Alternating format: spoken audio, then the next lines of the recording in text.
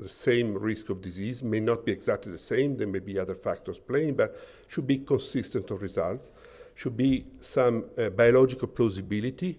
The disease, if the same type of effect are observed in the experimental system, this adds to the credibility, etc. Specificity of cause, dose-response relationship is an important one. If you have people who are mildly exposed and people who are heavily exposed, and you see that the risk is sort of intermediate in the first category, much higher in the second category, again, this adds to the evidence. So you see that none of these criteria is absolute and is necessary, perhaps except temporality, because obviously if somebody develops disease before getting exposed, it's hard to invoke that, there is a causal association. But all the others are sort of, building blocks that are put together and try to make the whole building, as strong as possible. Sometimes it is strong, sometimes may not be so strong. In particular, strength of association, I think, is an important one. And as I said before, there is this goal of epidemiologists is to estimate these associations between a risk factor or possibly also predictive factor and a given outcome, in particular cancer, by comparing the disease. And the stronger the relationship between the two, between the exposure and the outcome, the less likely is that there are some other external factors that play some role. And I have just a couple of quick tables that I can show quickly. For example, in this case, we have a population of 10,000 people who are exposed. Let's say they are farmers, and another population of 10,000 people living in the same region but working in, in the public administration. They are followed for whatever, 10 years, 5 years. And in the first 10,000 people, there are 1,500 cases of whatever, outcome, Parkinson or whatever are measured. And in the other, there are only 100 of those. So the risk, which is the proportion of people who develop the disease in the population over the study period, is 15% here, 1% here. Obviously, this is a very extreme example. And the relative risk, so the ratio of the two risks is 15. And this is a measure of the statistical uncertainty, what is called confidence interval, which goes from 12 to 18.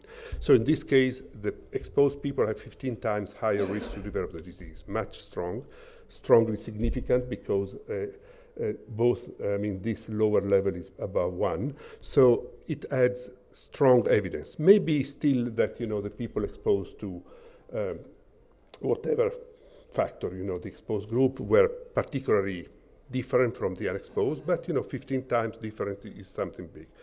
Very often, however, we are in this sort of situation in which the proportion of the risk is somehow different, somehow higher, but not dramatically higher. I put here another sort of extreme example in which there is only a 20% excess risk, is only 1.2 times higher the risk in the exposed versus unexposed. And in that case, you see the confidence interval includes 1, which means that this number 1.2 is not statistically significantly different from 1. So there is the possibility that this small excess is simply due to chance, to the fact that there are, by chance, there were 220 cases in the global population, and by chance 120 were in one group and 100 in the other. And there are statistical methods to estimate this. So obviously, the first example offers much stronger evidence of a possible association compared to the second example. And in fact, we are much more working in this realm of weak associations nowadays. There has been a number of strong links that has been identified, but more and more we are facing with this sort of results, like the second example compared to the first example. And this is a little bit what this slide says, and the point is that really when we have weak associations like the one I show, the possibility that chance plays a role or bias, these systematic differences between one group and the other to explain the results is greater. They are more likely to be explained by these other factors. And just as going back to the example of carcinogens, because this is really the area I know the best, these are some examples of strong associations that were identified in the past. In fact, this is the list of environmental carcinogens that were compiled in 1964, as you see here, by a group, maybe you don't see because at the bottom, but this was a sort of ad hoc group convened by WHO in '64 to sort of list what was known in terms of environmental cancer. And they came up with this list, basically, sunlight causing skin cancer, tobacco chewing causes oral cancers, tobacco smoking causing lung cancer. And these are the typical relative risks that are observed for these associations. They are all pretty large, maybe not as large as the example I put in my previous slide, but in most cases, people who with that particular exposure have a 3, 4, 5, or even greater fold increase in that particular cancer. So there was a very strong evidence that, indeed, aromatic amines cause bladder cancer, tobacco smoking causes lung cancer, etc. And this, just to give an idea, are the typical relative risks that are found for a number of other associations that has been recently assessed to be causal by the WHO, and I will come back to this mechanism by which WHO assesses causality. But the point is that these are associations that has been established only in the last, you see here, 5 years or so, and each of them is below 2, is less than twofold increase for the exposed. So we are much more in the situation of my second example, and in fact, in some cases, they are very small. I mean, just for example, heavy drinkers, women who drank more than 2 glasses per day have an about 20% increased risk of breast cancer. And those who drink 1 glass per day, maybe they have 7% increase. I mean, small effect. Similar, there was a number of studies on butadiene workers mainly in the synthetic rubber industry. And again, there was an increased risk of lymphohematopoietic lymphoma leukemia, but it was only less than 20% increase. So we are really facing with these sort of issues.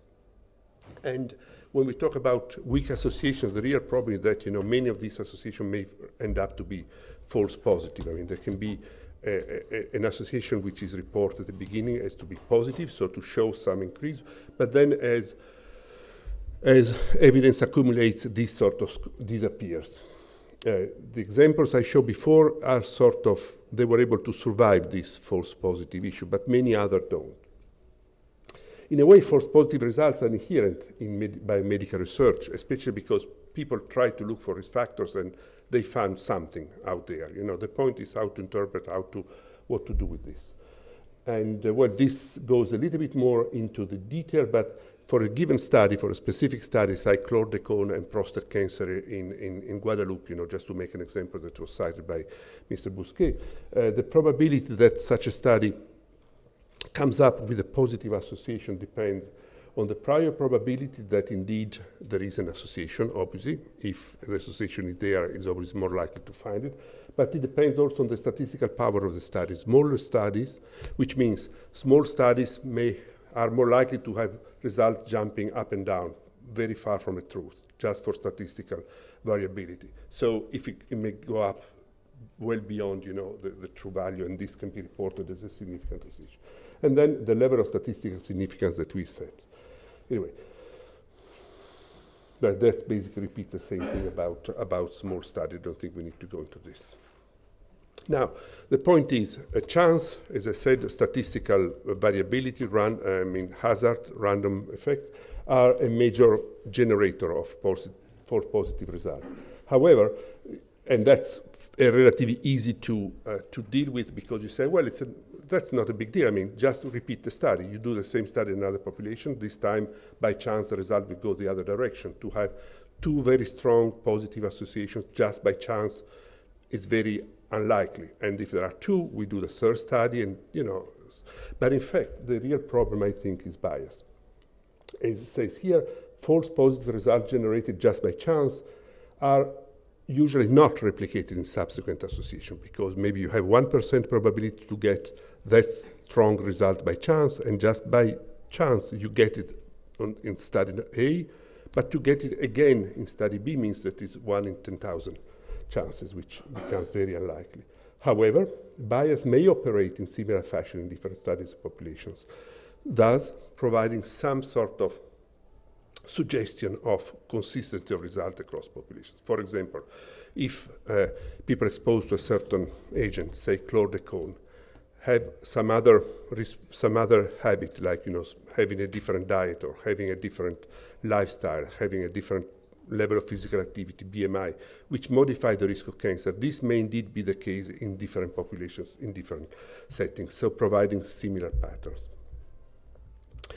The other problem with the false positive results is that more and more, many epidemiological studies look at many outcomes, all the different types of cancers, from lip cancer to skin cancer to everything, and report long tables, and also look at many different risk factors. They may look not just at one pesticide, but maybe 50 of them. Therefore, there are many combinations, not just one association, but many, a sort of table with many risk factors and many outcomes. And some of them will come out to be positive just by chance. So I think this is a major problem in epidemiology. I've been working a little bit to try to, with many other colleagues, to tell the truth, to try to address this. Well, obviously, generating wrong results leads to wrong decisions, which have consequences as a societal, economic, and public health. There was, for example, there is a famous example of an early study of pancreatic cancer and coffee showing a very strong association, which was explained by problems in the methodology of the study. And this really created a panic, this happened in the early 80s, about coffee drinking, which was totally unreasonable. And in fact, if anything, coffee protects from pancreatic cancer quite paradoxically. Then obviously this reduces the credibility of epidemiology as a discipline, and there are many people who say, well, you epidemiologists, one day you say black, the next day you say red, the third day you say green, so no, we